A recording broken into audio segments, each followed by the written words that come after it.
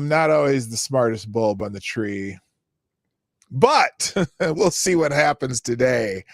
I just realized that I was supposed to send this to my guest by email, and I sent it by DM. So hopefully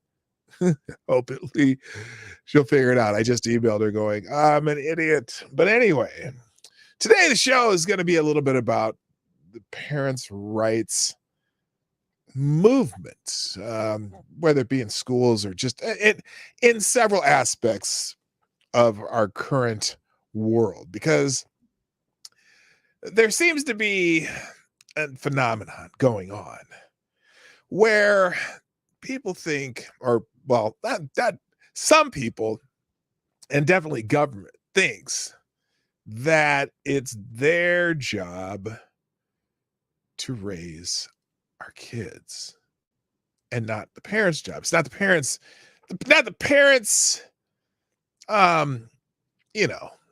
purview. And so, oh, good. I see. Okay, I see. She's going to be here in a second. So, I wanted to talk to someone who is in the thick of that. In the thick of that. Uh-oh. Wait a minute. Hang on a second. She's in. Wait a minute. What happened here? Is she in a different room? Let me see something here. Did I click the wrong one? What the hell's going on here? I do not see her. Give me a second here.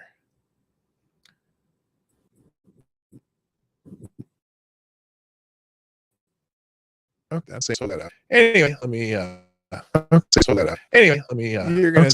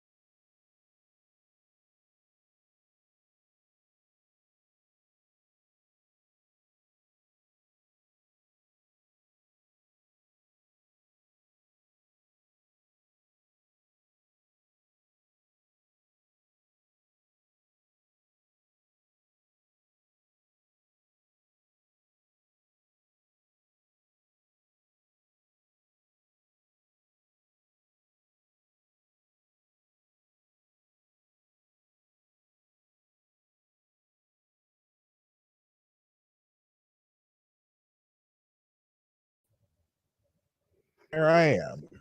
Hey, hi there. So I'm having a little bit of a technical difficulty. Yeah, I'm having a slight technical difficulty here for some reason. Okay, everyone can see us. So anyway, um, so I was doing an intro here, what we're doing, because I wanted to talk a little bit about the parents' right movement, how it got started. But Tiffany, give me 1 second, because I'm just gonna play my intro, and then I'll be right back with Tiffany Justice. That's Tiffany right there. That's Tiffany. I'm just gonna play the intro. This is not going well. All right, I'll be right back.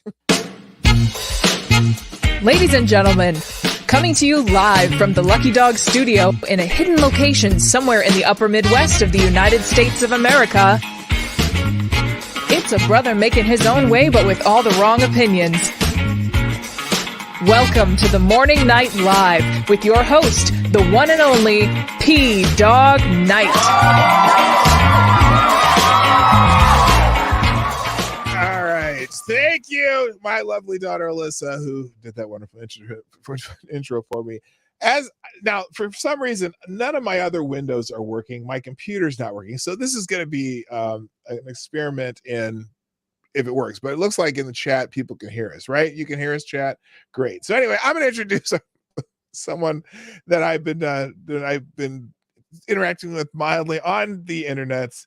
And this is Tiffany Justice, who is what the heck is going on? One of the founders of Moms for Liberty. Good morning, Tiffany. Good morning. That was the best, most fun podcast intro that I've had the opportunity to watch. So tell your daughter, whoever put that together, it's great. Loved it. Oh, well, thank you. I put it together, but I had my daughter it was in theater and is very astute with saying words. So I thought it would be nice to have her to do my intro, and she did a great job. Good. All right. So, okay, I'm trying so hard to, let's see. It's gonna work there. Okay, my computer's working again. Thank you. Okay. So anyway, I wanted to talk to you about your organization and how in my tweet that I just put, I said how it started, how it's going, and where it's where it's growing. Okay, because and so maybe you can give me a little background. We're going to talk about how Moms for Liberty got started, parents' right movement, and all that. So let's start with Tiffany first, though. Yeah, Tiffany, my name is Tiffany Justice.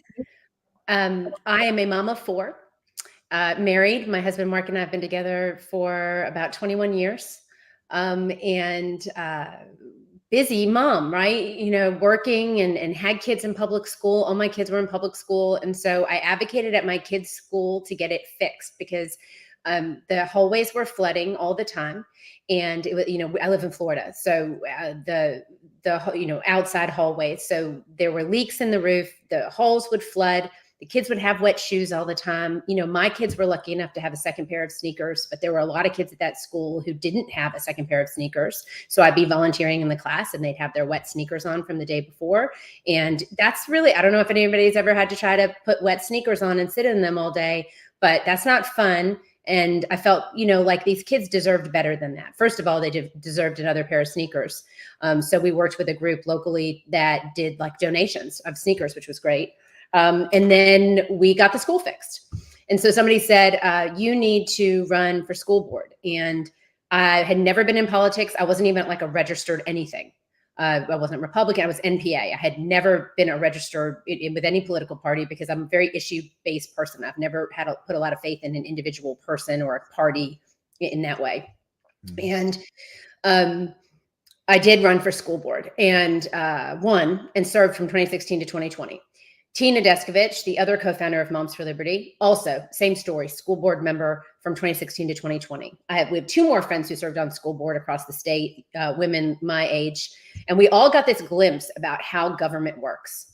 Because when you have kids in school, and then you are serving on school board and you're going into the bargaining meetings, right, for the unions, and you're seeing the way that the system works, you realize very quickly that the system protects the system. And the union protects the union, normally the people at the bargaining table, not the teachers that are in the classroom, to be honest. Mm-hmm. And no one was advocating for the teachers, really, to be honest with you, and also the parents and the kids. I used to go into bargaining sessions and I'd say like, okay, so who's bargaining for the parents and the children? And there were all these things that the union had influence in our kids' lives, like what time school started, what time they ate lunch, what time school ended, the calendar, all this stuff.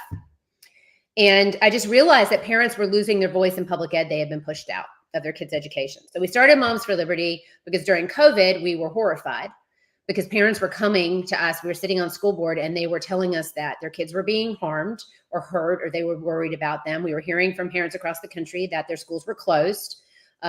Amazingly, nurses who were essential employees had to go to work, but their children were just thrown on Zoom, and who was going to help them, right? And so we're hearing from all these nurses. And we started Moms for Liberty because the parents were being ignored and shut down. And then you saw the DOJ call parents domestic terrorists for speaking out. And enough of that. So we wanted to unify parents because we knew we were going to have a really big voice in order to be heard, and to stop the retaliation, because there was retaliation going on with the parents. The schools were shaming the parents. They were shutting down citizen input. The kids were having impacts in the classroom. So we started in January of 2021 with 2 chapters in our own counties. If we had gone to someone and asked us to fund this, they would have told us we were crazy. They would have said, you guys are crazy. This will never work. But we started with 2 chapters, 2 moms, and then very quickly expanded out of Florida into New York, Nassau County. We had a mom 2 weeks in who said, can I start a chapter? And Tina came to me and she was like, are we ready to go national? Or, I thought we were going to try Florida and see how it went. And I was just like, how do you tell this mom no? I mean, they're in New York. It was awful. And, it's not really ours. It's the mom's. And so then we just expanded. So then it was New York, and then Maryland started a chapter, Anne Arundel County. And now we have 266 chapters in 44 states with over 110,000 members. So parents are taking schools back. Well, I just learned there's actually one in my county. I'm in Dakota County, Minnesota. So obviously some of this started because of what you were learning, especially during COVID. Because my kids have been out of school for a while, but I have a granddaughter, and I'm starting to pay attention to what's going on in schools. What was it? What do you think the biggest catalyst for you starting this movement? I mean, especially during COVID, like what were the things that you were seeing that you go, oh my God, this is nuts? Yeah, the forced masking, the ridiculous forced quarantining, the fact that schools were being shut down and locked down and there was no data or science to support it. And then in Florida, we opened schools. So we closed schools March 13th, 2020. The world screeches to a halt, right? July 6th in Florida, Governor Ron DeSantis comes out and says schools will be open for in-person learning. And so we were like, good, let's go. The union in Florida sued Ron DeSantis. I think they actually won, and then he appealed and won, and we opened those schools. And I had feces sent to me. I had letters from teachers saying that with receipts for their future funerals. We had baby-sized coffins, child coffins that they would parade at meetings to try to scare us into not opening schools. So it was really how hard they fought to keep schools closed. But the biggest thing, and I think the most important thing, was that they shut you down when you came to speak. That you as a parent were concerned about whatever. You saw something on Zoom you didn't like, there was CRT, there was some privilege walk, you're seeing gender stuff, who knows what it is, right? Something. And then you're coming to your elected officials and you're saying, like, people expected, I honestly think parents expected for the school boards to be like, what is going on? Like, what are they teaching? What's happening? But they didn't do that.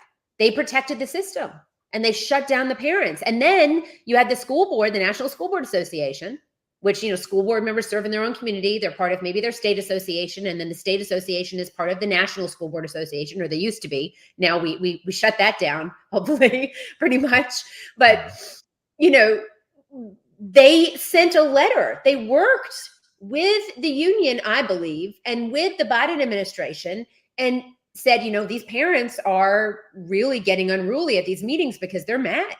And to be honest, I'm sorry. You're talking about the Department of Justice letter. Yes. Mm-hmm. Yes. Okay. And they wanted to silence us. I'm sorry. What did you say? I say, yeah, I remember covering that a while back. Yeah. I mean, they wanted to, and so I just think it was a moment. I think the biggest thing that parents were upset about was the fact that they really thought when they brought their concerns forward, people were going to listen, or other people that were serving in office were going to be concerned too, but they weren't. They protected the system. So, parents just decided. So we endorsed. So we work in action. We are all about solutions. We're moms. You see a problem. What are you going to do? You fix it. You see your kids in harm's way. What are you going to do? You're going to save them, right? You're not going to wait around for harm to come. And so we do a lot of different things. We're set up by chapter in counties.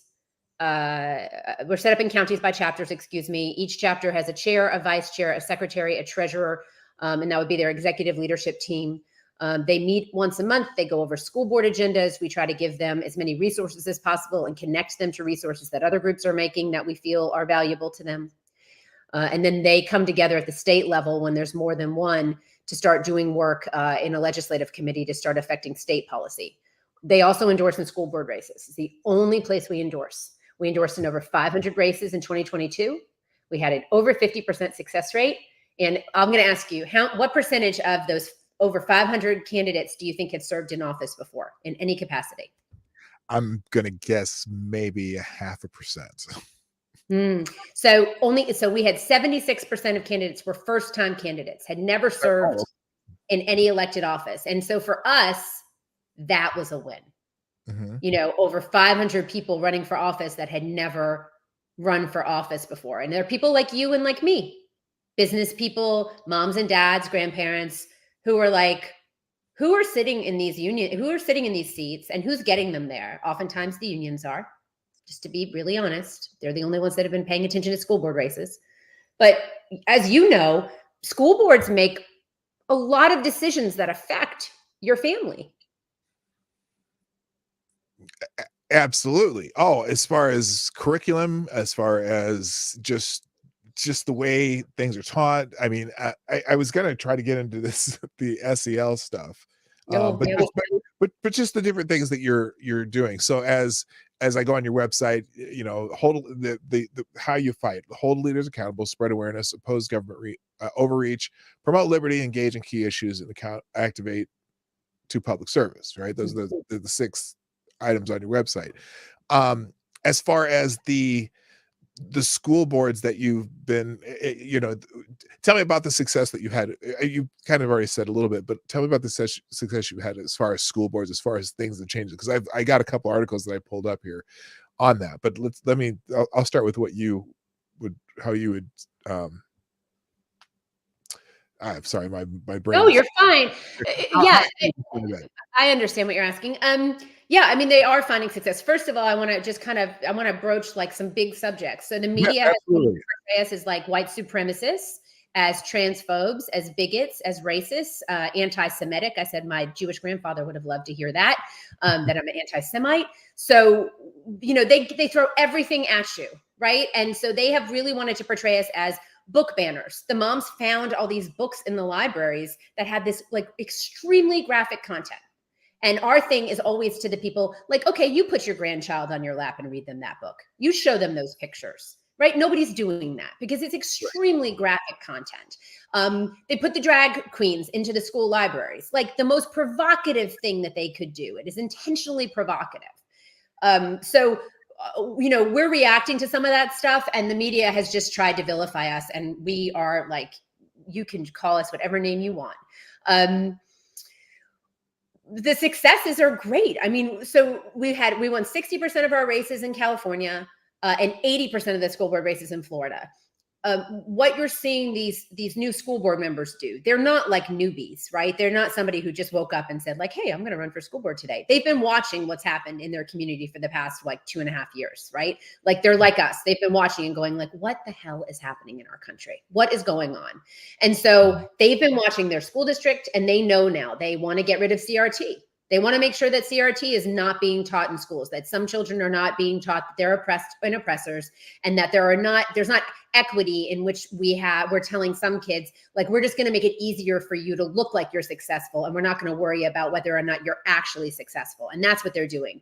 And, you know, it's not fair to the children that are dealing with that, because every child deserves to have their full potential unfolded, and we're doing them a disservice if we're not doing that. So the new school board members are coming in, and they're doing a couple things. They're firing superintendents. In Florida, we've had a lot of superintendents fired from the boards that we've been able to completely flip to conservative school boards. So Broward County just fired their superintendent, or parted ways, yesterday. That made me very happy. She broke the law and forced masks on kids, even after the governor and surgeon general said that they shouldn't. So I say, you know, hit the road, Vicky Cartwright. Don't let the door hit you where the good Lord splits you. And then some other ones, Brevard County, he had allowed secret gender documents into the schools, and the boys were using the girls' bathrooms, and the parents were very upset about that. Sarasota County superintendent got fired.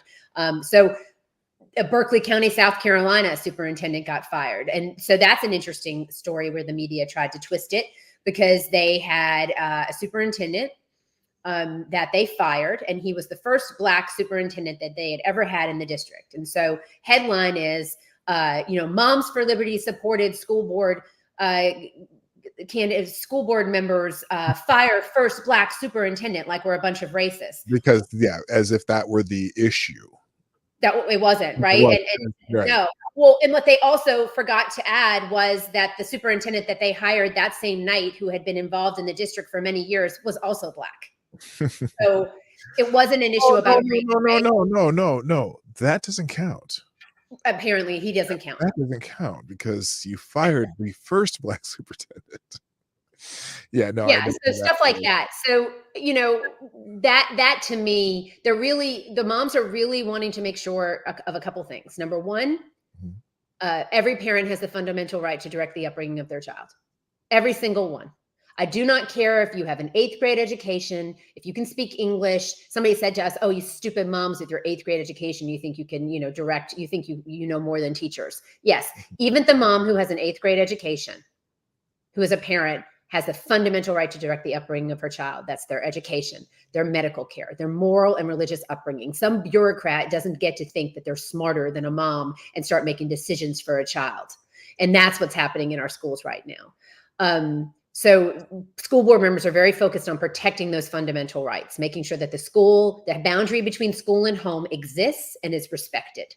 The other thing that they're very focused on is academic achievement, because you and I both know that American schools are failing to teach kids to read right now. Those NAEP scores that came out in 2021 were worse than 2019, but don't let anybody fool you. They were crummy in 2019. They were actually more than crummy. That's an understatement. They were abysmal. It is ridiculous. 95% of children have the ability to read, and less than a third of kids are actually reading on grade level. In Rhode Island, only 14% of kids can read on grade level in 4th grade, and 6% demonstrated they were proficient in math.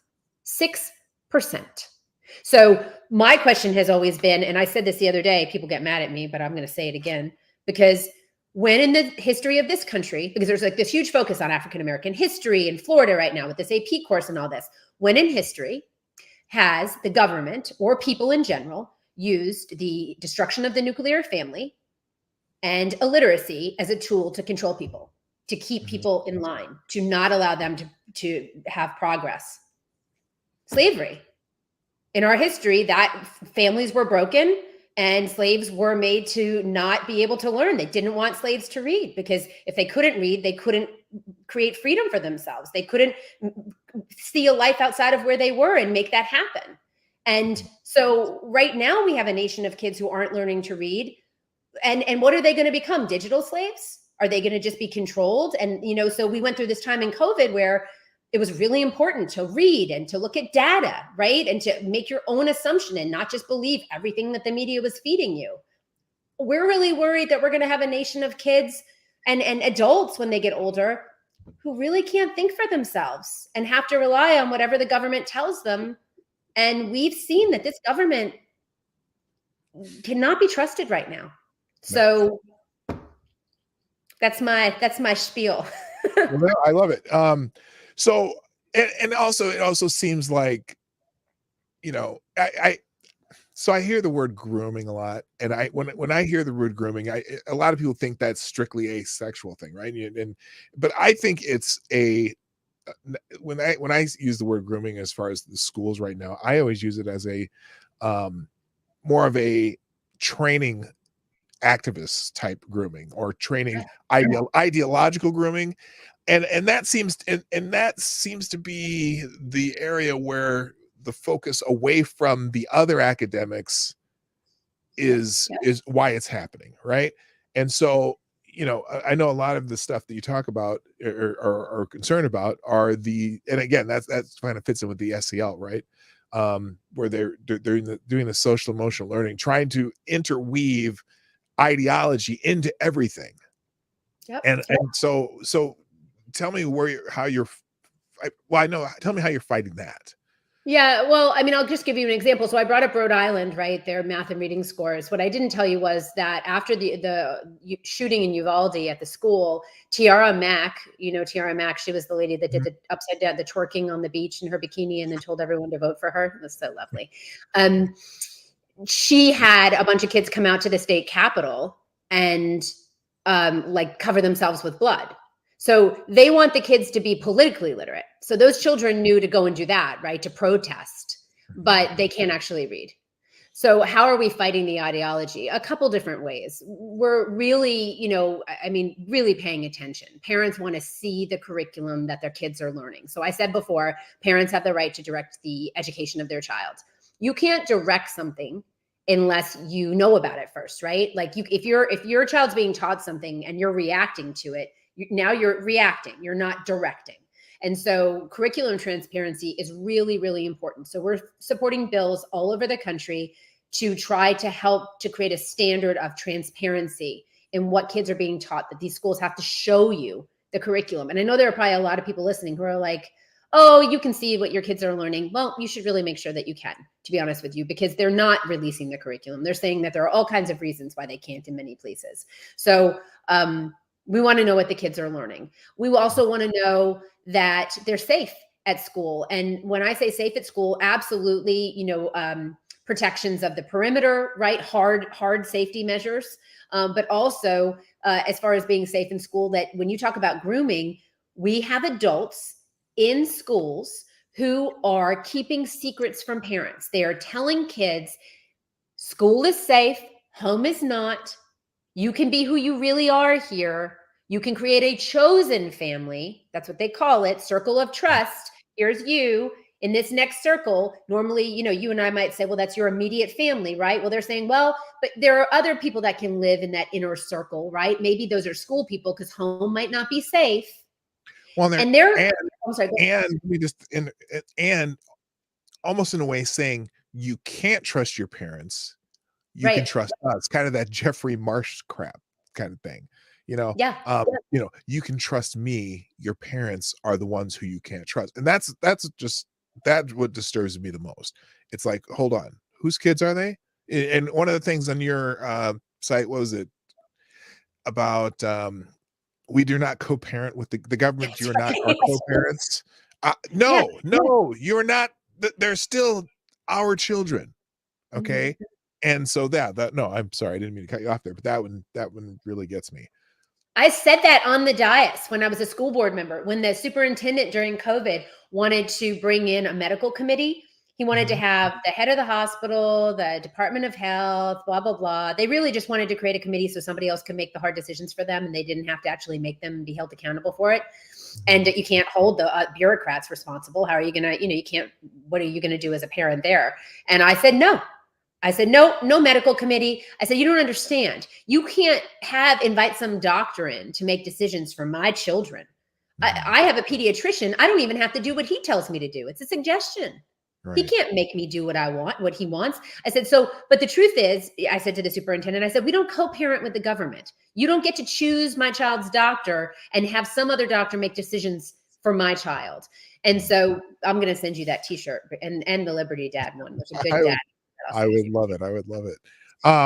So to your point, there is grooming happening. They are saying schools. I mean, I'll just tell you quickly. A friend of mine in Leon County, her daughter, 13 years old, was socially transitioned at school, was asked if she wanted to go by a different name, different pronouns, what bathroom did she want to use, where did she want to bunk on overnight trips if they wanted an overnight trip. 13. Another little girl in Clay County, Florida, tried to kill herself at school. When the parents came to the school, they were told at that point that the child had been put into a social gender transition program in school. And by the way, that's the slippery slope. You start doing this social transition and it puts you down the path to medical transition. The school has no right to do that type of psychosocial medical intervention. And when the parents got to the school, they find out. And when they tried to figure out why they hadn't been told, they were told because they're Catholic. Their last name is Perez. They're a Hispanic family. They were told that because they were religious, the school didn't think that they would affirm the child's wanted gender transition. You're talking about an 11-year-old who's deciding that they want to be a boy. I mean, my 11-year-old would eat a pack of Oreos every day if I let him. I mean, you have to get permission to give a kid an aspirin. You didn't used to be able to send sunscreen to your kid to school. And now all of a sudden these teachers think that they can go in and create these, secret meetings with adults and children and not involve the parent in that decision. And so that's happening. And that's happening with the blessing of the federal government. I think it's really important that people understand the Biden administration is pushing this. Richard Levine, who is the Health and Human Services, it's been celebrated first woman. He's not a woman, he's a man. You can't change your biological sex. You can dress up as a different sex, but you can't change it. I live in the world of truth. Sorry, right? I'm just going to be honest. And so, but you have the federal government pushing this down and then saying to schools, we have this guidance around what we think should be happening in schools, and maybe you won't get your lunch money. Literally taking lunch money away from impoverished children in order to try to push their will onto these schools and onto American families. So, the time is now for parents to fight back. We say we're fighting for the survival of America. We're very clear about that, because if you don't have the fundamental right to direct the upbringing of your children, if the government thinks they know better than you for your own child, then we are in a darker place in America than I think anyone really realizes. And the time is now to stand up and fight and reclaim our country. Right. Well, when you spoke of this social transition in school, and they're not telling parents, there are some states who have legislated that. Washington State, for example, at 13, once that child says to a counselor at school that I might be this or I might be that, not only do they affirm it, but then they cannot tell the parents. The kid can go to a clinic and start taking hormones or puberty blockers or whatever, and they don't have to tell you, the parents, even then, and they can bill their parents' insurance and redact it from their insurance. That's crazy. Now, that's the same way it is here in Minnesota. I have relative in the medical profession saying, we're not allowed to tell the parents if, because they started with birth control pills, right? It started with that. And now it's with puberty blockers, hormones. You cannot disclose, they don't have to disclose to the parents that the children are doing this.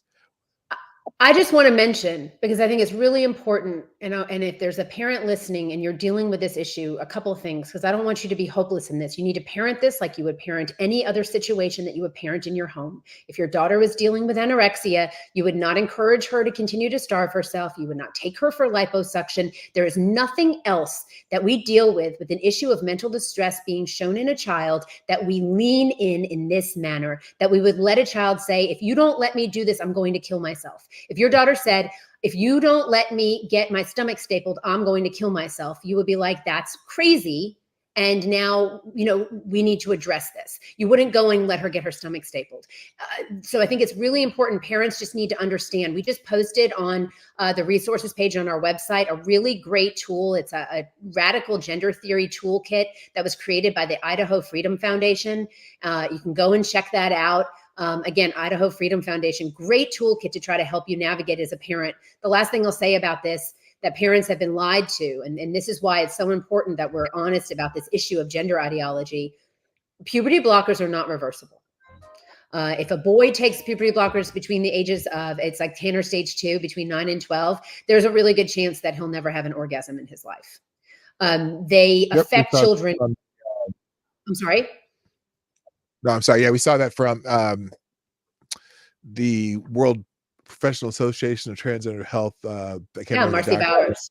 Marcy Bowers. Yeah, I saw that. 100% of the people, the boys that started that, of her patients, experienced that. Lack of sexual function for the rest of their lives. And I always say too, an 11 or 12-year-old has zero concept of what the rest of their lives mean. And so any permanent decision an 11 or 12-year-old makes could change within 6 months. And the idea that, I'm starting this now, and now I'm 20, and I'm like, what the hell did I do when I was 11? Who was the parent to stop me? Because 11, 12, 20-year-olds don't know anything. So how can 11 or 12-year-old know that? Yeah, I listened to Chloe Cole, who is a girl who's 18 now, a detransitioner. She did an interview with, she did one with Jordan Peterson. I was in person to see her do an interview with the Heritage Foundation, who's really taken a bold stand on this issue, and I'm thankful for that. Because conservatives, for a lot of times, stay away from this stuff. Like, we don't want to get involved in anything like, that might be controversial. Well, you're losing your country, so wake up and get involved. But to listen to this girl speak about, what it was like. I mean, really, it was really sad. I mean, she said that she saw visions and images of women that she didn't think she connected to. Well, what 12-year-old looks like a Kardashian? What woman in general looks like a Kardashian? You know what I mean? So, I mean, nothing to say for the Kardashians. They are adults. They can do what they want. But, you know, what image are we putting out for young girls to have to try to live up to, this sexiness or whatever? So she didn't think she really was that she would ever be like a woman like that. And then she was, you know, she had parents who were involved who were told the whole thing, you know, would you rather have you know, a live son or a dead daughter? That, you know, is a scare tactic that's used constantly. That is not true. You know, again, I go back to the whole thing, like what other instance would your child, you know, say, I'm going to kill myself if you don't let me do this? Would you say, okay, then you get to do it? No. And then she talked about the fact that, you know, now at 18, she'll never be able to breastfeed. Great. She wasn't thinking about that when she got her breast cut off at 15. You know, I don't know any woman that likes going through puberty. It's not easy. Men start to notice you more. It's uncomfortable, you know, and lots of changes. But you grow into yourself. You know, you become a woman.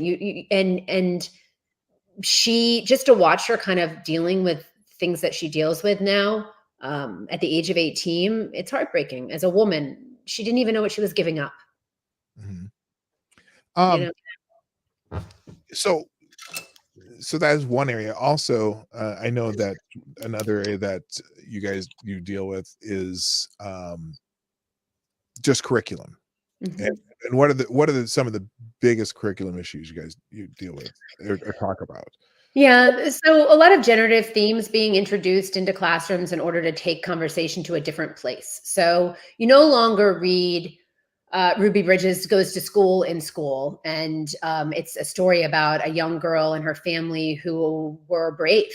I mean, Ruby's parents, you know, had a lot of pressure on them.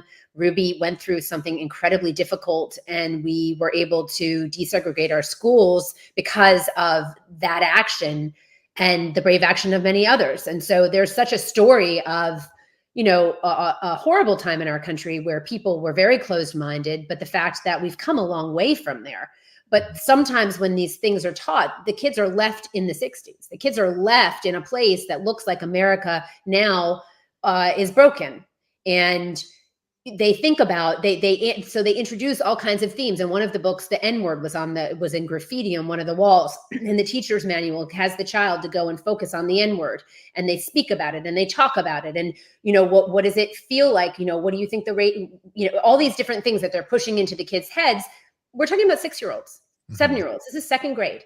Do parents want their 6-year-old learning the N-word or any other slur, racial slur in class?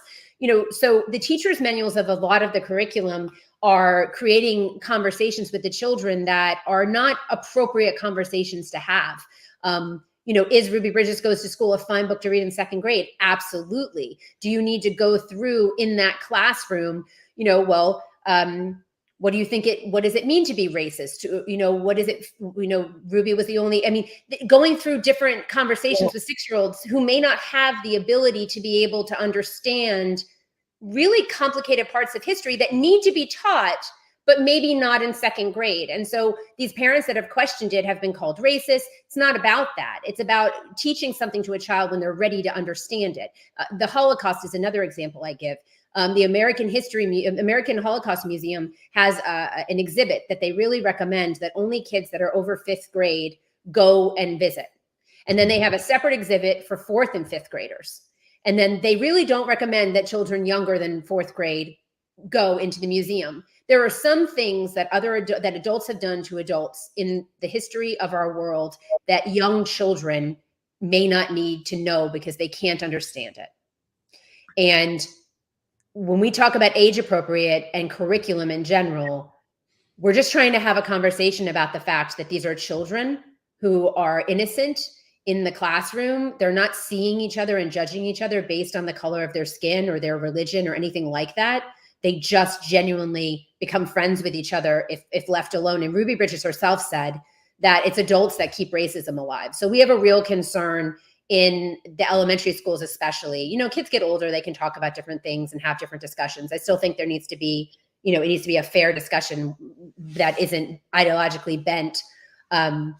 in the classroom because it's public school. We don't have academic freedom in public school, but in these early grades, the idea that kids need to know about, gas chambers. No, a 6-year-old doesn't need to know that. There's a time for that understanding and knowledge, but no, a kindergartner doesn't need to know that. Do kindergartners need to understand that there is like 0.000 whatever intersex people that, that's a conversation. But is that a conversation for a 5-year-old? And certainly is that now where you say to the 5-year-old, just because you have a penis doesn't mean you're a boy. You could be a girl. You could be non-binary. I mean, I just watched a video where this teacher is talking to the kids, explaining non-binary. Oh, the doll one? Yeah, it was horrible. Yeah, I just saw that. And then some of the kids are saying, well, non-binary, but they have no idea what they're saying. They have no idea what they're saying, but they're parroting out the language that the teachers tell them. So and not really having a concept of what it means. Yeah, I mean, what age should racism be discussed with children and they can have a solid understanding about it? Is that a first grade or second grade discussion to have about racism in America? Or who's oppressing who? Because that's the part that really gets to me. So as a man of melanated variety, I don't want kids to think that you are automatically oppressed by having melanin in your skin, What about biracial kids? How many of people in my generation married someone of a different race and had children and created this beautiful life together? And then they're sending their kids into school and they're being told half of them is good and half of them is bad. I went on Dr. Phil. That was the one question I asked when I went on for CRT. They said, if you could ask Dr. Phil anything, what would you ask him? I was like, just explain to me what the psychological ramifications are for a child who's told that, their mom is good, their dad is bad. And I know what the ramifications are. We had a kid in Tennessee who told his mom, I don't want anyone to know that daddy's white. Yeah, no, I saw that story. That's awful. Yeah, it is. So what do you, when I see the schools doing this, what is their end game other than indoctrination? I mean, it's like,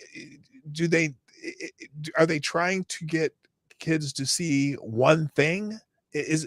Or how does that, what are they doing? What Dividing us. I think it's all about division. I think if they can keep us pitted against each other, then they can, I think there's a segment of the population or segment of the leadership that can remain in control.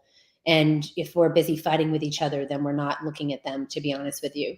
I really think, it's race Marxism. That's what critical race theory is. The queer theory stuff is super scary because the whole point of queer theory, this gender stuff, all of it, is that nothing is ever normal. That's the whole point. So there's always something else. So you may think it's drag queens in schools right now, and people say, oh, it's not that big of a deal, blah, blah, blah. Nobody had a problem with drag queens when they were in the bar. Nobody. You didn't even talk about it. If you wanted to go to a drag queen show, you went. If you didn't want to go to a drag queen show, you didn't. Now they put the drag queens into the schools. There's a paper, an academic paper that was written about drag queen pedagogy, real paper. They don't know, but it's important for people to know this wasn't a mistake. This is intentional. And one of the authors goes by the name Lil Miss Hot Mess. And one of the lines in the paper says that they will leave glitter in the carpet. That is intentional. That means that think about, they call the families in California where that SB 107, they created these like foster families. They call them glitter families, where if your parents don't love you enough to affirm your gender change, you can fly out to California and they'll pay for it and take care of you. Glitter family. But the glitter, the idea of the drag queen pedagogy is they want to queer education. They want to control, they want to get into it and disrupt it to the point where they now are creating little social justice warriors who will engage in the issue of the day, right? So I just want you to think for a second, we've got all the gender stuff. What's next? People talk about pedophilia all the time. And you talk about groomers. I'm not a conspiracy theorist, but this idea of you can identify how you want. If a man can identify as a woman, then can I identify as Black? That's happening in places. People are saying that, you identify as something. Can I identify as a 12-year-old? Does it make it appropriate for me then to have a relationship with a child if I see myself as a child? And so I know I'm saying this and people are like, that's ridiculous. That's not going to happen. I'm not a crazy person. That is the point of it's incremental. Yeah. It certainly is incremental in some ways. But so one of the criticisms I had when I tweeted out the link for the show, and it was a what about, what about, are you going to criticize the coaches and pastors or whatever that do the sex ring? And they gave me an article about a sex ring in Texas. And I was like, well, of course they can be buried under the jail too, for all I care. Correct. But so what are the main criticisms of your movement that you hear the most? I mean, or give me a few that you hear, and then what do you say about them? Yeah, the whole thing with the books. It's just ridiculous. My husband, when he first heard about it, he was like, what's going on with these books? Somebody said something to me about it. And he said, and I said, have you seen them? And he said, no. And I showed him some. He said, you need to buy these and carry them around with you everywhere you go, because no one has any idea what is actually in these books. So I think there's a large segment of people who have been told by different groups, including the American Library Association, that's run by a Marxist who wants to queer the library, literally said that, that, somehow we're book banners who don't want, real history taught or real truth taught. That's baloney. I'll use the AP course in Florida that Ron DeSantis just rejected as an example. We have AP courses in our schools. The College Board puts out different AP courses and different versions of them. So this is a new version of African American history. To be clear, I can send to you, there you go. I can send to you, if you go to the Florida Department of Education website, you can see that the standards regarding African American history are vigorous in Florida, just in regular classes. So this idea that somehow Whoopi Goldberg saying that, Ron DeSantis doesn't want to teach about slavery, that is a lie. That is baloney. AP sent this for review. DeSantis and the DOE look at it. They've got real concerns in the last section of the course where it talks about reparations, where it talks about queering, Black queer, and different things like queer education, and a number of other things. I don't have it memorized. I could pull it out. I'm sure you have it there. And they say, no, this is against the law. Yes, I've seen it. Yeah, go ahead. So no, I say anyway, we've had the chart in here. Go ahead. I'm sorry. There's a slight delay. Oh, okay. Yeah, I know. So they sent it back and they said no.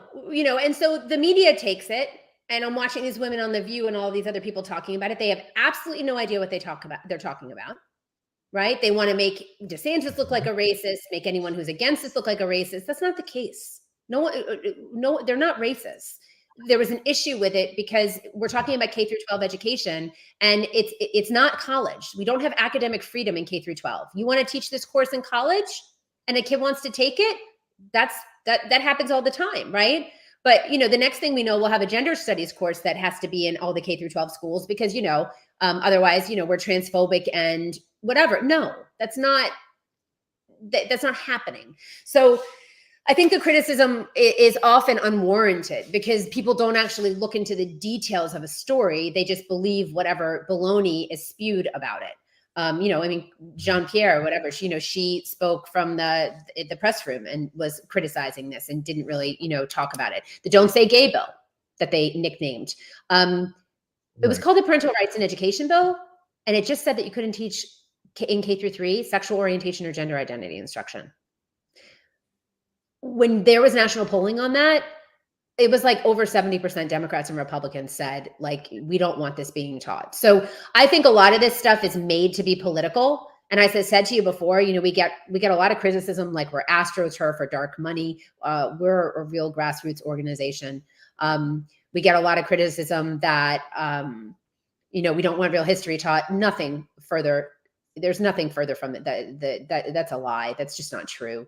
And so it's just fighting back against all of that. I really think that the left and the unions are the foot soldiers of the progressive far left.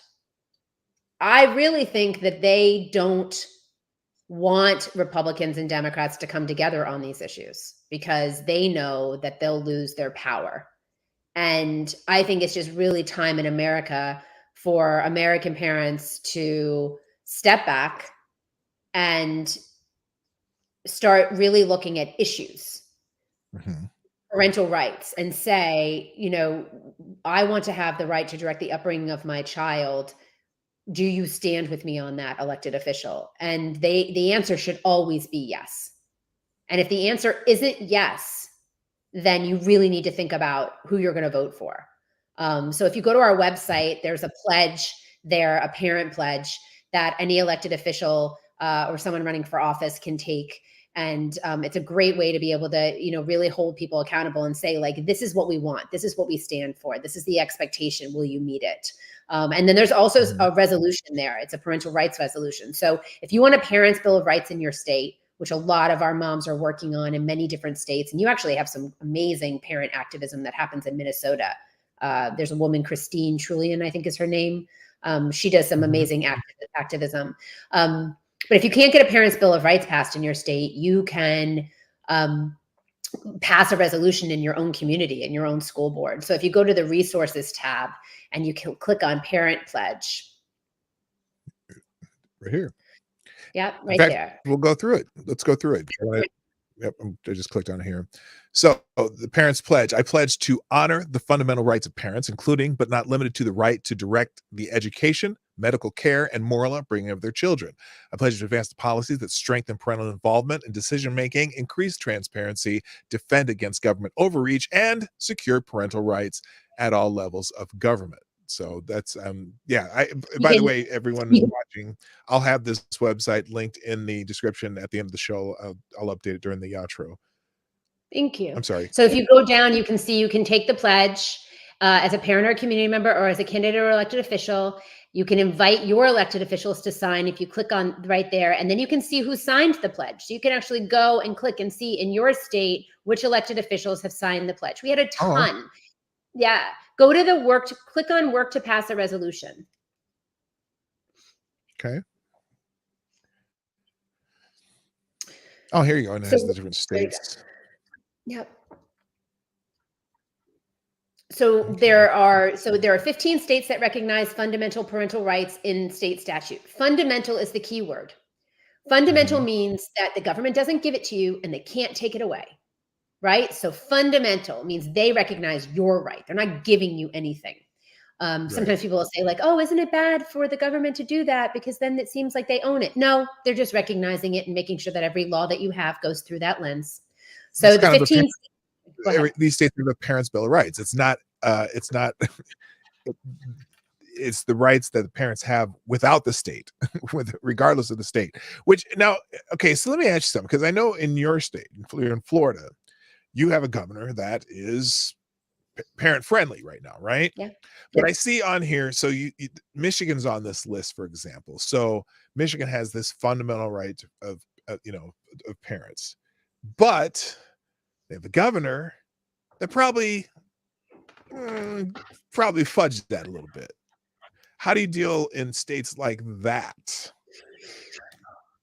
It's really, really hard right now. I mean, I'm not going to lie. So Michigan used to have, now they have they had a Democrat governor. They still do, but they used to have, I think, control of the House. Now the House is Democrat and the Senate is Democrat. So proposal 3, I think it was, on the Michigan ballot actually put into the state constitution that every individual, and that wording was very specific, every individual has the right to abortion, to puberty blockers, to reproductive health care, every individual.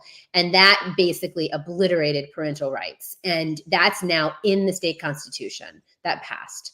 And so in these states where you have governors that are I mean, we're really at the point in the United States, and we were, but we really are in the point. The governors need to start running their states almost like little countries, right? I mean, they absolutely need to start figuring out how they're going to protect the rights of citizens. And in these places like Michigan, I'm really worried about what we're going to see coming out of Michigan this legislative session, because from my understanding, we went out to Troy, Michigan. We did a town hall there and had the Senate Ed chair at the time, the House Ed chair, one of their state board members, and actually Tudor Dixon came out to speak. And what I was told was that there had been some stops with the Republicans being able to kind of stop some of the things that they wanted to try, that they were trying to push through. And now I don't know what happens with that, to be honest with you. And there's a bill that was just introduced in Florida. It's HB 217 for anyone who wants to look at it. That's a children's Bill of Rights. It's based on the Convention of the Rights of the Child in the United Nations, which the United States is one of only 2 countries to not have ratified. Somalia is the other one, interestingly enough. But it basically gives children rights outside of the parent. That's a real issue, because true parental rights are never in conflict with the rights of the child. And this bill tries to define, I mean, so the bad bills come in all places. I just want to say, it's just in Michigan, this bill would pass. It defines a vulnerable youth as many things, including a student who has a lack of interest in their education. At any given point, I have 2 children in my house who would be considered vulnerable. But if you define what a vulnerable youth is in that fashion, and then you base interventions or interactions that you are allowed to have, or the state is allowed to have, with a child based on now their definition or their classification as vulnerable because of that, you've just opened up every child, right, to state intervention and undermining the role of the parent. So you're not wrong. I mean, in Michigan, it's incredibly difficult. It's an incredibly difficult situation that they have. New York is another one right now, where, just really concerned about some of the things that are going to come out this legislative session. Well, and being in Minnesota, where our governor likes to mimic anything that happens in New York or California, we've also passed that similar law to Proposition 3. I can't remember the name of the law here, but they basically an identical bill where it's affirming abortion rights. But in that bill, it also includes, like you said, anyone being able to get certain medical treatments or whatever, basically the same premise as the Michigan bill. And because both our Senate and House turned over to the Democrats. But also, though, like you said, you've had many successes as far as local, right? School boards and things like that. Is it going to be the fact that, parents as a demographic are going to start seeing this? You say that when you talk to parents, it doesn't really matter the party or their political philosophy when it comes to whether or not they're allowed to have control of their kids. That's got to be the route to go then, right? I think so. I think the gender issue is really becoming an issue where parents are getting really worried.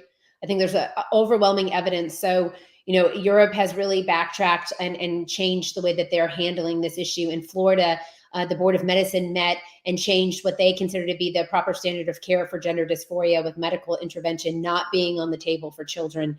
And so you're seeing that this issue is changing and people's perception of it are changing. I think there was a sentiment with it that it was like, oh, this is an LGBTQ issue. Gender identity and this whole idea of gender ideology has nothing to do with sexual orientation. And we just need to separate the two and be really honest about protecting the innocence of children and their health. So I think this is an issue where increasingly you're going to see parents who would consider themselves to be Democrat change how they feel about it. It's just going to be a matter of whether or not the Democratic Party recognizes the fact that they've gone too far on this and can course correct. I happen to think they're going to try to do that because some of this is so outlandish. So, at this point now, it's a race to see who's going to come to their senses on these issues and how quickly are we going to be able to protect our rights. Does that make sense? Like, Sure. but I do think, I really believe in my heart. I truly believe this.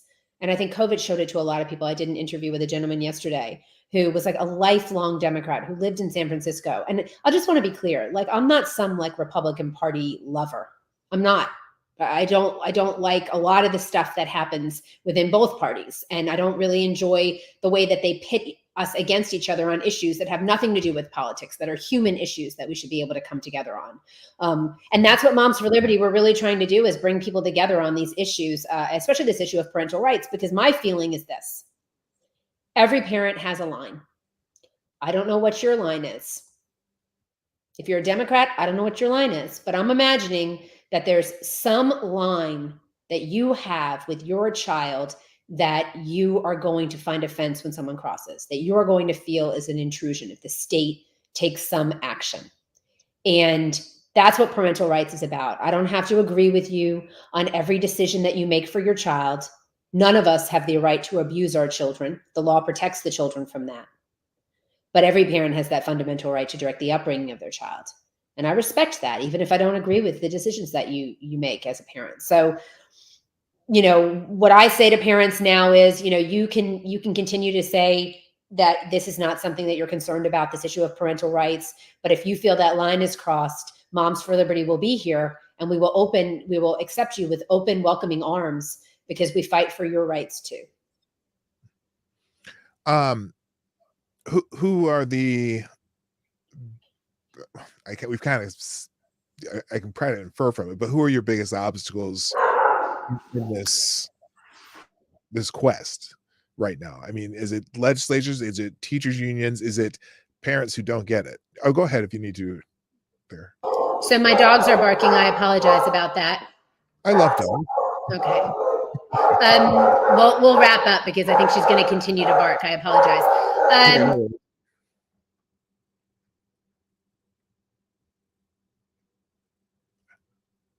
Sorry. No worries. I think squirrel or something. So teachers unions are a really, really big obstacle. There is no doubt about it. They are, as I said before, the foot soldiers of the progressive far left. They make everything happen. They took in $575 million in dues last year. Like 99% of the candidates that support are Democrats. Maybe Democrat lawmakers will get their heads out of their asses long enough to recognize that they have parents who vote too. Because I think it is going to end up hurting them in the long run. But teachers unions, without a doubt, they've been in control of the schools for a very long time. So if you hear teachers unions saying, so schools are systemically racist, what you need to say back to the teachers unions is, you've been in control of them, so you own that. That's on you. So they're very adverse to change. They protect the system because the system feeds them. They're like parasites. Who else are the obstacles? I think the Biden administration at this point is a huge obstacle. I mean, you hear him every turn talking about transgender this, transgender that, shaming parents for taking a stand against it. All kinds of radical things. These Title IX regulations that we're hearing are going to be out in May. I have no idea how they're going through that many comments. There's also a real concern about like hundreds of thousands of comments that have been like removed or something because of, they're saying, I guess, a duplication. But we're going to see new regulations that come out. And when those regulations come out, if they try to force those onto schools across the country, then you are going to have a situation where boys will be welcomed into the girls' bathroom, boys will be welcomed onto sports teams. And if you want the federal money for education, then you're going to have to do it. So, a word of warning to states that are not going to want to have to go along with those regulations if they're imposed on us. You're going to have to find a way to come up with whatever portion of money the federal government is paying in your school district. In Florida, I think it's about 10%. So that's going to mean, dipping into a budget reserve, reprioritizing the budget, school districts tightening their belts on different issues. The good thing about it is that I think our schools are doing a lot of things that they don't need to be doing. And so perhaps this becomes an opportunity for us to strip out all the garbage and to refocus on core academics. Because the biggest thing I think people have forgotten is that children are not little adults, first of all. Just remember that. They're not just like adults in small bodies. They literally have a different ability to reason. They believe in the tooth fairy and Santa Claus, right? Let's think about that. They believe things that adults tell them. Yeah, right. Pretty much. Yeah. And so do we want to break them of that? I mean, is that the goal, that, children never trust any adult in their lives ever? Great. So, but the other thing that I think we need to think about, I just lost my train of thought now because I was thinking about these poor kids who believe in Santa. I posted something and said, like, with that video that we were talking about with the doll and the woman talking, and what I said was, Sure. kids believe what adults tell them. So they believe in Santa or the Tooth Fairy. The thing with Santa is that when kids find out it's not real, they're a little sad. If you tell a little boy that they can become a girl in their life at some point, that's snake oil. That's a lie. That can never happen.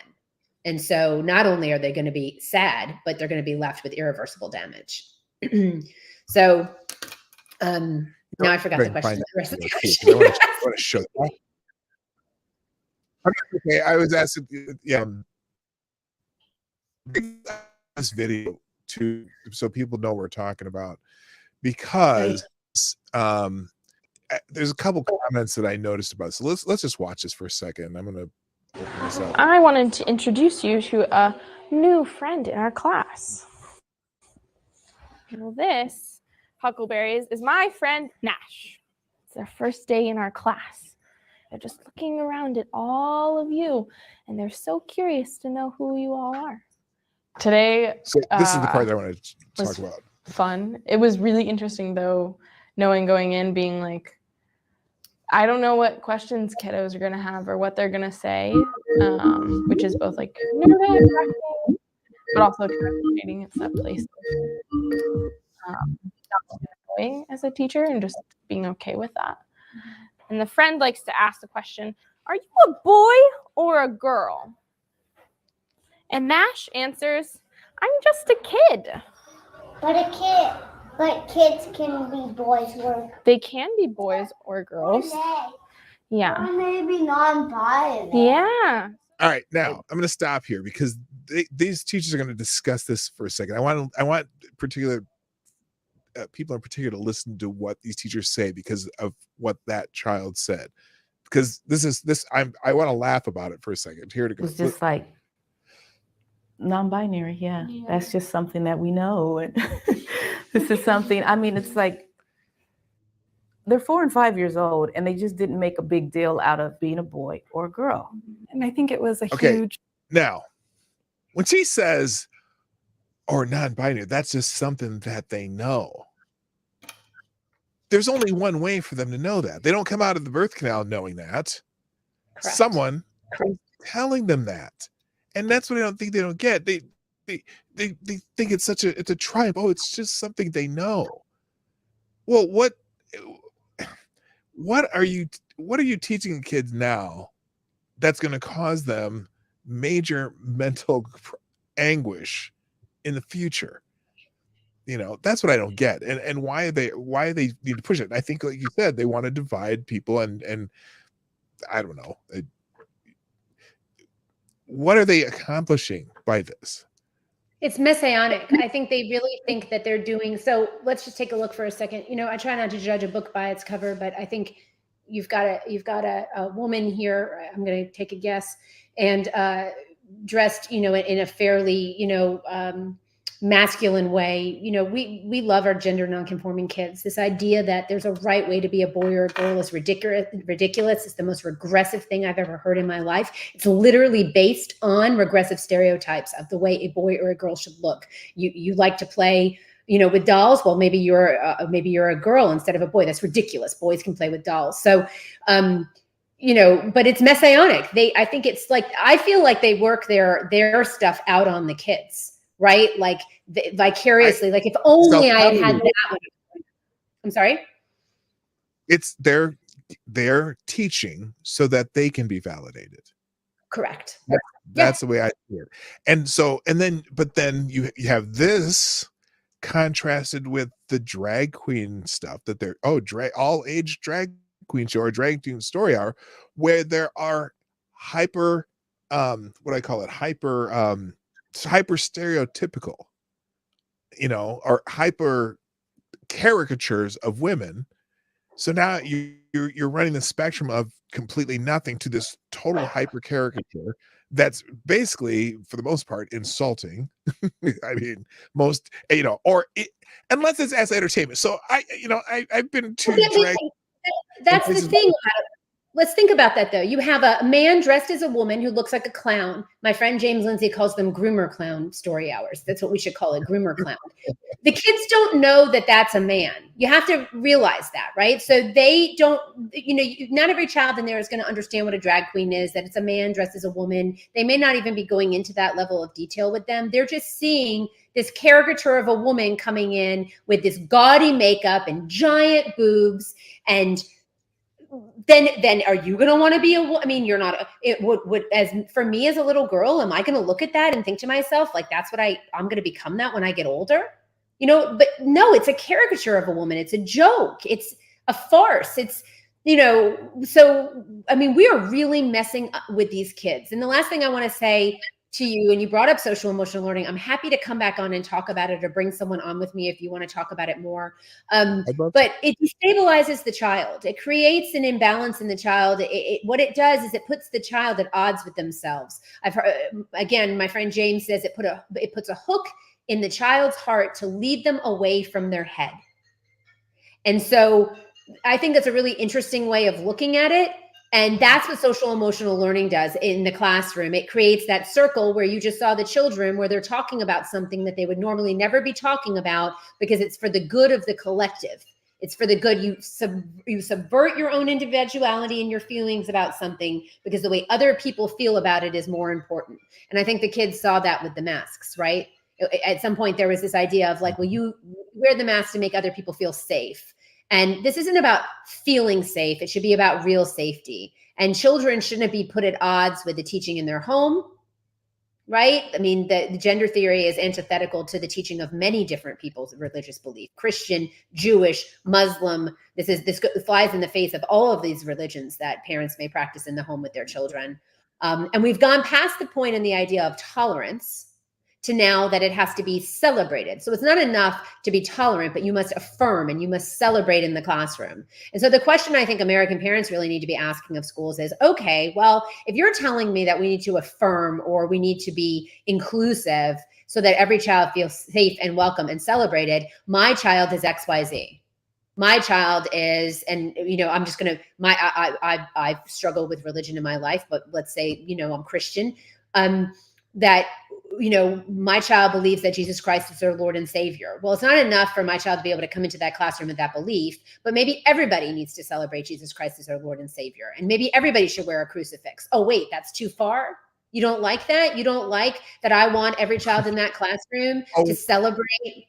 Do you see what I'm saying, though? That's where we are right now. And so I think that American parents have to push back and say, listen, there needs to be room for everyone. There needs to be plurality and tolerance, but to force your opinion and to make someone else celebrate what it is you believe in there is not room for that in public education in that way.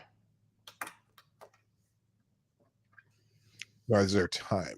Now, I'm going to finish with one thing, because there is, I flashed this up a little bit earlier, but this is seems to be a win. I just want to, I do have to go. I'm going to interrupt you because I do have to go. I'm getting a call for an interview. I'm so sorry. Okay, that's fine.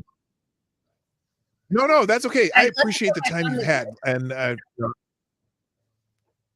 no problem. That's fine. And you know what? I want to thank you so much for joining me. And I would love to talk about social emotional learning sometime too. We'll do that another time. Thank you, everybody. This is Tiffany Justice. I'll have Moms for Liberty website in the links at the end of the show.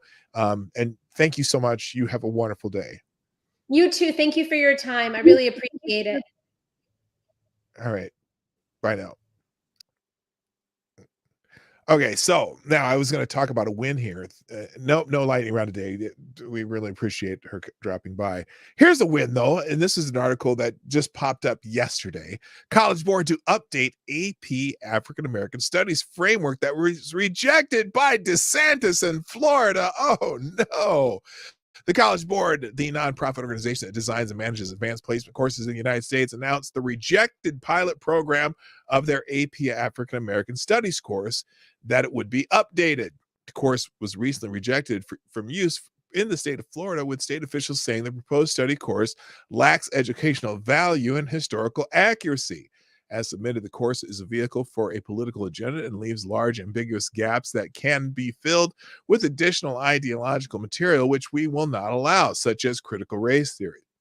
Additional commentary from the Florida Education Commissioner Manny Diaz said the state proudly mandates the teaching of African American history, but does not accept woke indoctrination masquerading as education. They invited the College Board to revise the course for compliance with Florida Law 2022 House Bill 7, the Stop Woke Act, which banned teaching of CRT in Florida. So, by them rejecting that course, if you saw some of the course, it was a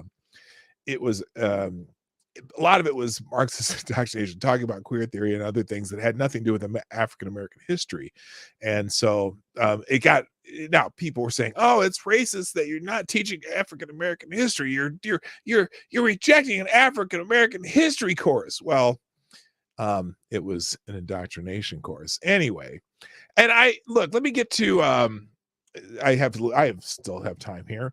I noticed there was a Streamlabs here from Rachel Madhouse. I'm glad I waited until Tiffany left to read that name, but it's, you're a fine supporter of the show.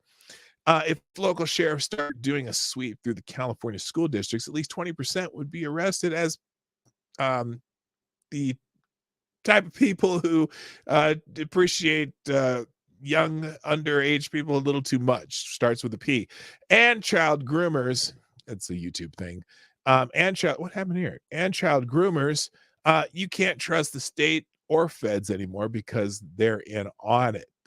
Thank you very much for sponsoring the show. And Rachel Madhouse, the new Streamlabs Superstar sponsor of the day. Yes, Rachel Madhouse, still know you are the new Streamlabs Superstar sponsor of the day, which I have a hard time keeping track of because I have the different using StreamYard. Anyway, the other one too that I wanted I laughed because she mentioned this about the she kind of had a prediction of this, but in the New Republic, they had this article about conservatives who attack school boards in 2022. Now, just think of what that headline implies. Conservatives who attacked school boards. As conservatives? Really? Are they conservatives? And did they attack school boards? Or did they get upset by what the schools were teaching? Remember, this is not just conservatives. In Dearborn, Michigan,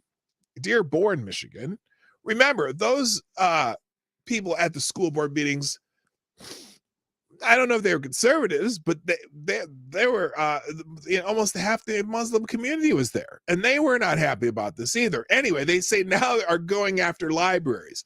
Well, look, and it's a group called Moms for Libraries is set to inject right-wing politics into the school reading shelves.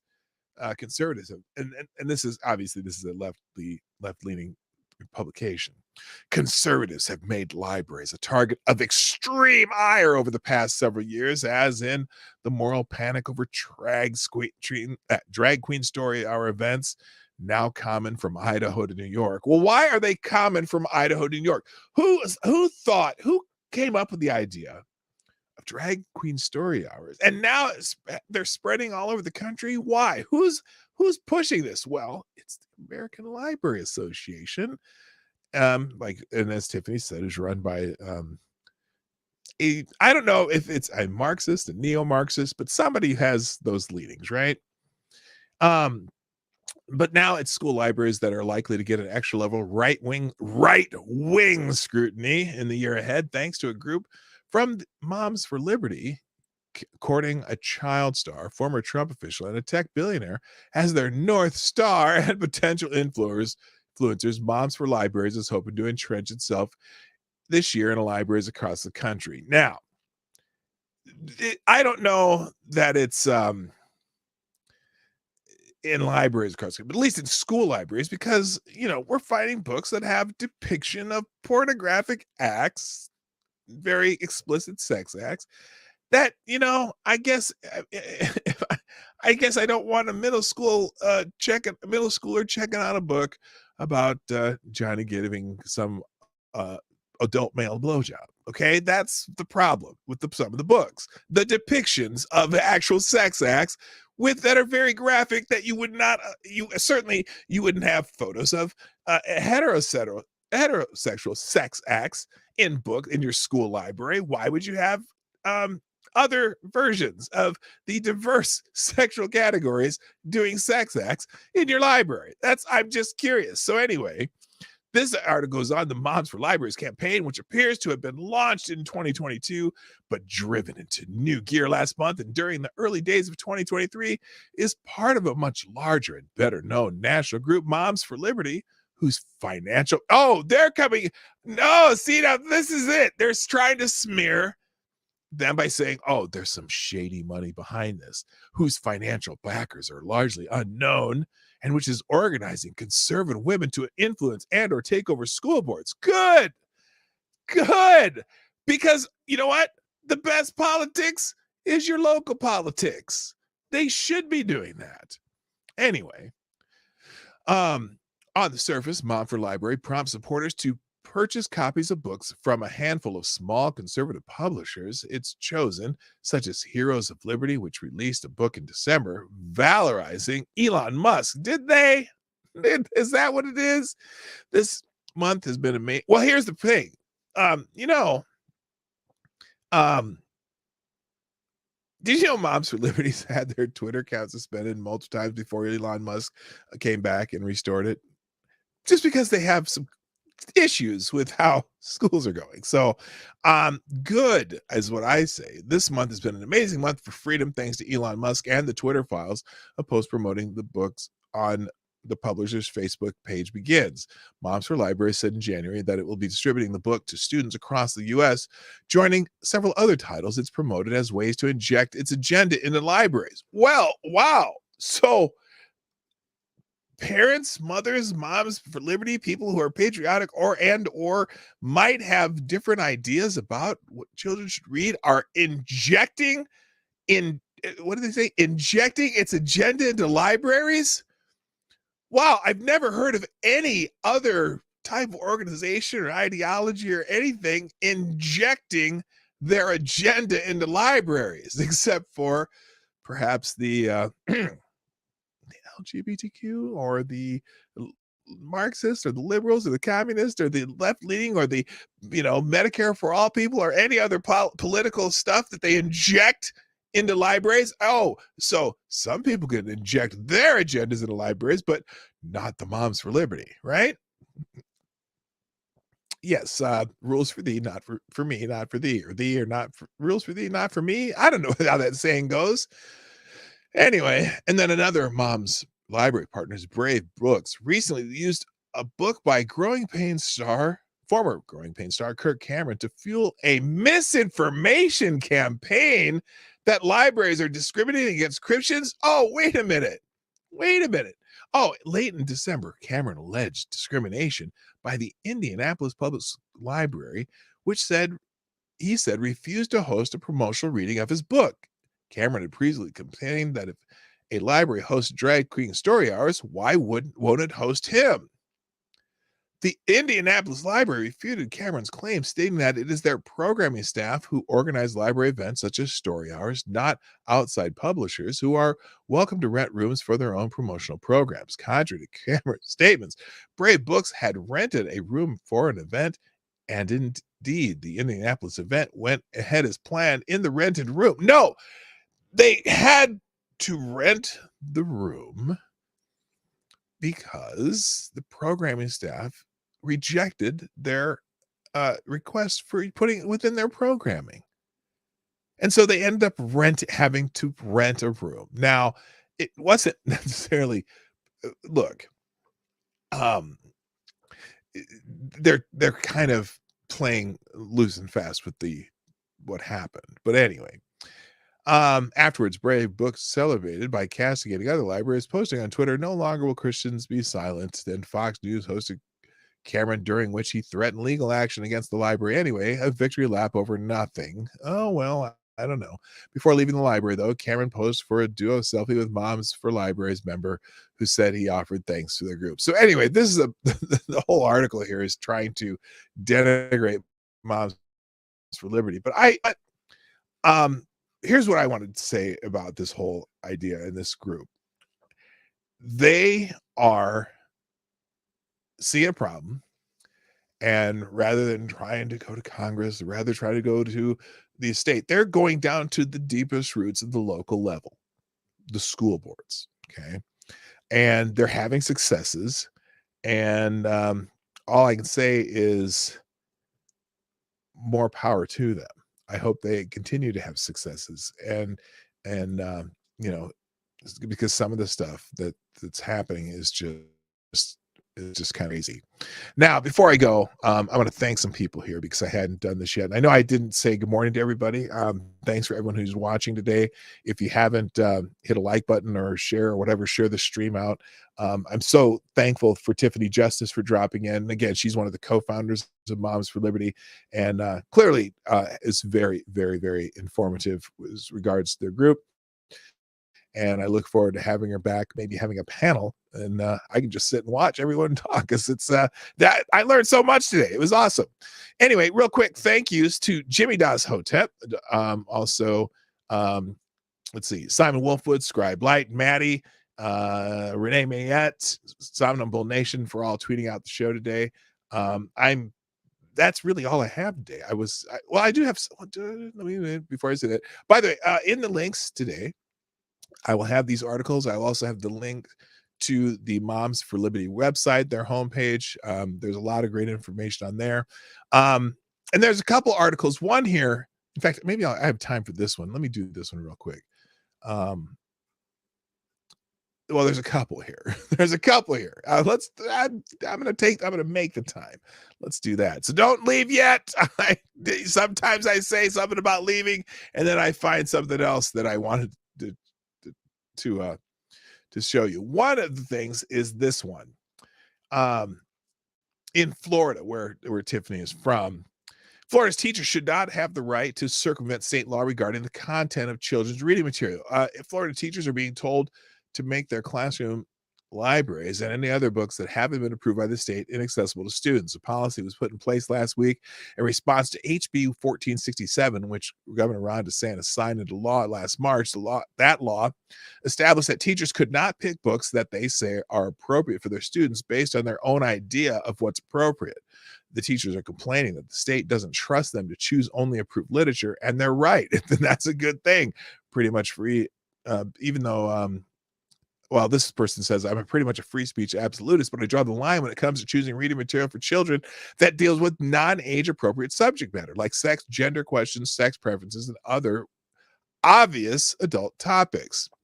So when the law was being debated, a drama was playing out in Duval County that demonstrated why teachers can't be trusted. This is from the Florida Voice. Multiple records requests asking the district to provide names of these essential books. The district provided the information some 8 months later. The district relented after 2 attorneys got involved and after legislation from Tallahassee shined a spotlight on a community's basic right to know what materials our public schools are making available to students. When Moms for Liberty Duval finally received the records dump, mining through the information proved to be an exercise in discovery that validated the concerns of many. We learned that the district chose to purchase prepackaged book collections for every K-5 ELA classroom before reviewing any of them. Now, first, the district stonewalled a totally valid request for information, and then the prepackaged book collections purchased for every elementary classroom in the district proved to be questionable. DCPS purchased a book called Stonewall Riots for Elementary Classroom Libraries. A district employee who reviewed the book wrote, quote, there are hundreds of men having orgies in a used meat locker that smelled of dead remains, and they were all in there at once having sex. Further on, the reviewer states the book, quote, rationalized prostitution and drugs, end quote, and referred to police as pigs. Additionally, the book includes bar scenes, throwing shot glasses, drugs, and alcohol throughout. As her final statement in the book review, the reviewer wrote, these were sent to elementary schools. I can't imagine them being in a school at all. This book has no place in school. So, book talking about orgies in meat lockers. That smelled like crap. DHS also purchased a book called Gracefully Grayson, for elementary classroom libraries. A district employee who reviewed this book indicated it graphically depicted a person, a person-on-person violent acts. Some include some sexual acts or dirty jokes, allusions to sexual acts, many instances of racial, religious, gendered slurs. Reviewer comments, I would not recommend this for a regular classroom independent reading in elementary school. This type of book deals highly with death and dying, and from the perspective of someone whose fixation is on the focus of the person they lost and is dealing with psychological issues as a result of feeling alone. So anyway, they found 48% of the reviews by the district deemed the material inappropriate for the intended audience. So you gotta keep on top of these idiots. Also, in Wisconsin, this is what they're concerned about. This is why are groups like Moms for Liberty working with your local school boards. Wisconsin school district put students through a week-long gender identity lesson created by LGBT activists. Now, is it age appropriate? That's all I care. I'm wondering why they're doing this. A Wisconsin school district is putting elementary school students through a week-long gender identity and sexual orientation lesson. A week-long gender identity and sexual orientation lesson. A week-long gender identity and sexual orientation lesson created by LGBT activists, according to an email obtained by the Daily Caller News Foundation. Madison Metropolitan School District is spending a week to teach students the difference between gender identity, a sex assigned at birth, assigned at birth, sex assigned at birth, sex is observed at birth, not assigned, and sexual orientation as a part of their health and social emotional learning lessons, according to an email by the DCNF. The school district's focus is Welcoming Schools, an LGBTQ training and school program created by the Human Rights Campaign Foundation. Elementary school students. The goal is for students to understand the difference between gender, sexual orientation, and sex assigned at birth. No! Observed. Sex is observed, not assigned. Not assigned. Except in maybe the most extremely rare cases. Anyway. Students are not being asked to share their specific identities for each of these components. Oh, I'm sure they're not at all. I'm sure that never comes up. The students asking the students, well, what are you? Rather, just acknowledge that they exist and are different and how to show respect for all identities.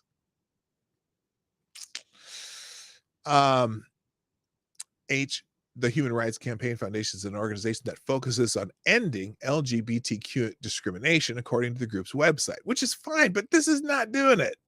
This is just partitioning people and telling them some bullshit. The organization's Welcoming School project focuses on creating gender inclusive schools through lessons and professional development programs. So I wonder, when they said that the district is putting students through this week-long gender identity lesson, did they inform the parents before they did it? Did they inform the parents what's in the agenda? This is what happens. This is why groups like Moms for Liberty exist. So, again, good point, James. Yes, they're still stealing kids that aren't theirs. Basically, they own the kids. Jason, who, since reality seems to be subjective, I wonder, can I tell my kid to identify as the principal and then fire all the teachers? I would strongly suggest that, Jason. Very well. Very good. Very good.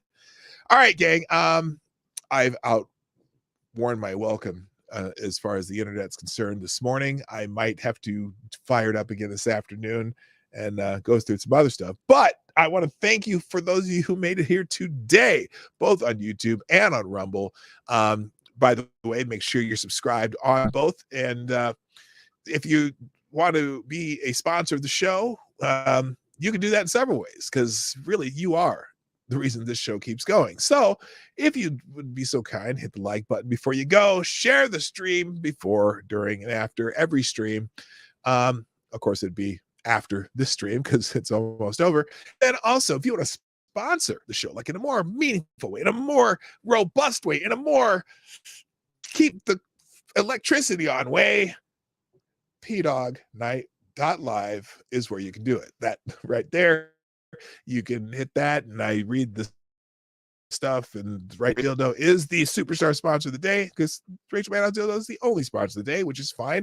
You don't have to donate. If you can, great. If you can't, that's great too, because this show is always going to be free. And then if you're watching a replay, or if you're catching the end of the show now and you're going to watch the beginning later, put a comment in the comment section. Tell me what you think. Thank Tiffany for us. Again, we thank our guest, Tiffany Justice from Moms for Liberty. Very great having her on. But that's all I got. I got to go. So thank you. I got to go. My name's P-Dog Knight. And I am out of here. Bye-bye. Have a great day.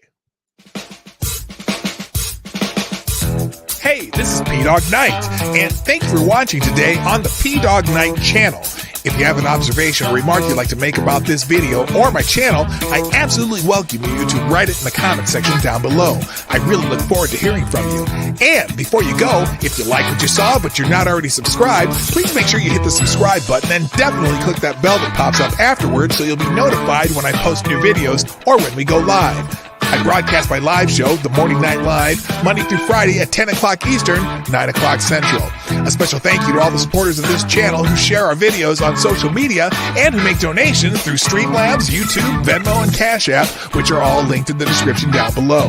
Thanks again, and until next time, I'm P-Dog Knight, and I'm out of here.